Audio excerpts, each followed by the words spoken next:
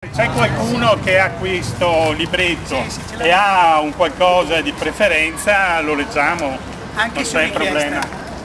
E Antonella Marina invece legge dalla sua raccolta Mestre Niente. Purtroppo. Ma comincia Gianni? Sì. Purtroppo sapete che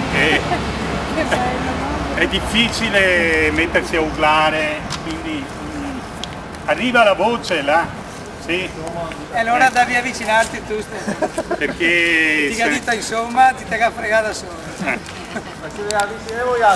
Ma più di tanto dopo lì c'è il sole. Ti ascolti Stefano, vieni qua. Non c'è problema. No, ma è perché effettivamente qua è proprio all'aperto, aperto. Adesso leggiamo Col sole pallido. Pier Giorgio Beraldo, Mestre, Venezia.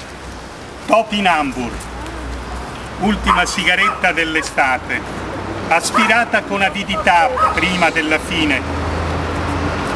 Moriremo un po' anche noi, un pochino solamente, giusto per godere delle foglie, color dell'oro, serene, scendere senza fretta, col paracadute, dai platani dei nostri viali, poi diventar color del rame, splendide, per sempre.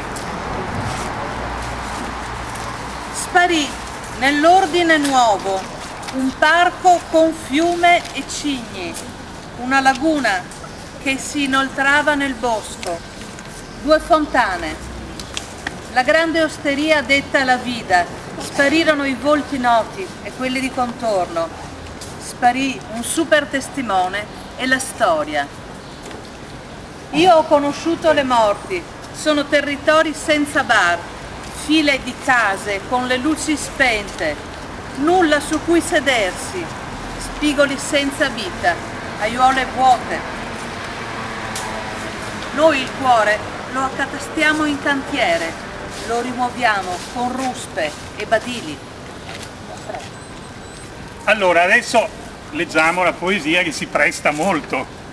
Perché? Perché non è una poesia vera e propria, ma è un pezzo di teatro. Ed è Alberi accadde a Marghera, Michele Boato, Mestre, Venezia. Pagina 13. Ecco. Tieni. Ehi tu, ma dove credi di essere? Al circo equestre! Ma che ti arrampichi a fare su quel platano? E scendi! Scendi subito! È pericoloso sedersi su quei rami, ma puoi cadere e farti del male, ma come? Non scendi? Vieni giù! Ma ti rendi conto di quanto sei ridicolo? E poi stai dando il cattivo esempio ai bambini che ti guardano, ma mio Dio! Ma anche voi fate le scimmie adesso? Ma che città è questa? Che epidemia vi ha preso?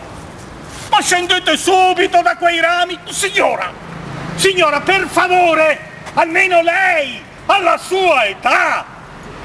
E voi, cari vigili, ma cosa fate? Non intervenite! È un'ordinanza! E voi dovete rispettarla! Ma cosa dite? Non potete mettervi contro i vostri concittadini, ma allora siete anche voi degli irresponsabili! Non lo capite che questi alberi disturbano il traffico, limitano la visibilità, rompono l'asfalto delle strade, sono una vera palla al piede per lo sviluppo della nostra città. E poi abbiamo vinto l'appalto, no? Perché abbiamo diritto di tagliarli tutti e di vendere la legna dei rami e dei tronchi, chiaro? Pronto?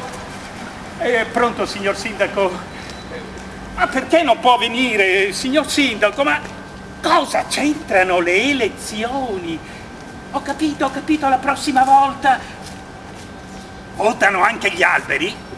Ah, bene, bene, bene, signori. Noi ce ne andiamo, sì. Tenetevi i vostri alberi, sì, tenetevi.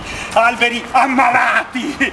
Chissà cosa ci trovate di così importante in 4 alberi, chissà. 4 alberi storti e due foglie secche, 2.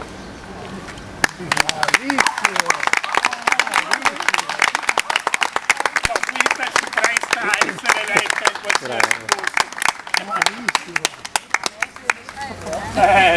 Puoi distribuire se arriva gente di questi qua che sono stati no, vado avanti con la lettura di Mestre se arriva Niente, qualcuno interessato. Dopo la sparizione Sì, non ce l'hanno progressiva già, sì. dei segni dell'identità mestrina. Noi il cuore lo accatastiamo in cantiere, lo rimuoviamo con ruspe e badili, è civiltà. Querce millenarie tagliate in gran pompa, presente la banda cittadina, foreste intere, boschi di piante tenere, incantati sottoboschi, e gli esseri sottili incendiando fin dove arrivava lo sguardo. È civiltà. Non c'è spazio, nel cuore vi è cresciuta l'abbondanza, dentro cui soffochiamo. Il grande cedro abbattuto, l'albero della felicità, sostituito con bava di cemento e ferro, di ruggine, secca. Volati via anche loro, gli uccelli di Piazzale Sicilia. Sola rimase la fontana, poi fu storia di Piccone.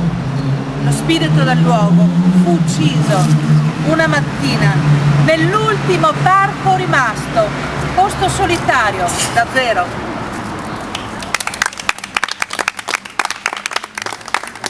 L'albero della pace, Mario Bolognese, Lido, Venezia, o Venezia Lido. Pagina 16. L'albero della pace ha radici di donna, che portano linfa e sapienza. Un tronco di uomo che il mondo apparente sistema, protegge e qualche volta corregge, e foglie, e scoiattoli, e uccelli, e trepidi giochi, e ritmici canti sono la parte bambina che invita alla danza divina.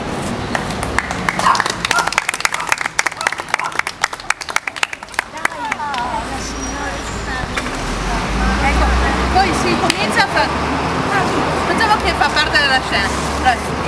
Si incomincia a far sparire gli alberi, ma poi ci si abitua proprio alle sparizioni progressive. Sparito, il giovane era sparito senza un grido, in poco più di 1 metro d'acqua. Universi gli si aprirono in cui nuotò volando incredulo. Sparito nel nulla, il mese scorso, sparito lasciando un'ombra sul muro, un capello sul cuscino o il nulla. Dai radar era sparita la traccia. Nessuna notizia del 19, dalla casa è sparita poca roba a spiccioli, sparita l'arma con cui il piccolo è stato torturato. Non è mai sparita del tutto la moda del tatuaggio mistico. A sparire sono soprattutto le bambine, e quando spariscono le trovano in un sacco con una corda al collo. È sparita l'illusione che si siano trasformate in angeli. Sparita la coltivazione della canapa. Sparita la carcassa dell'aereo caduto, la giovane era sparita, l'appartamento in ordine, sparita mentre giocava coi fratelli. Ci abituiamo al fatto che tutto sparisce. Sparita dopo che il marito l'aveva accusata, sparita con il suo bimbo, una relazione ancora in corso quando la ragazza è sparita. Sparita nel nulla da 10 giorni, sparita di notte, ritrovata nel fiume, sparita con il denaro, sparita dall'obitorio, sparita da più di 3 anni. Sparita, ma la sua versione non convinse gli inquirenti. Sparita, appena voltate le spalle era sparita, l'orsa era sparita tra le piante, il passato era sparito.